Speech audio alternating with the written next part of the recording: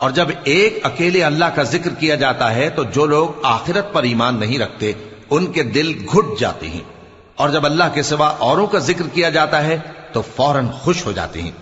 कहो कि ए अल्लाह, ए आसमानों और जमीन के पैदा करने वाले, पोशीदा और जाहिर के जानने वाले, तू ही अपने बंदों में उन बातों का जिनमें वो इख्तिलाफ करते रहे हैं फैसला करेगा। और अगर जालिमों के पास वो सब मालो मता हो जो जमीन में है और उसके साथ उसी कदर और हो, तो क़यामत के रोज बुरे अजाब से रिहाई पाने के बदले में दे डालें, और उन पर अल्लाह की तरफ से वो अम्र जाहिर हो जाएगा जिसका उनको ख्याल भी न था,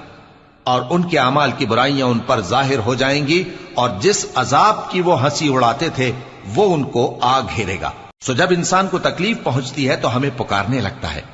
फिर जब हम उसको अपनी तरफ से नेमत बख्शते हैं तो कहता है कि ये तो मुझे मेरे इल्म दानिश के सबब मिली है।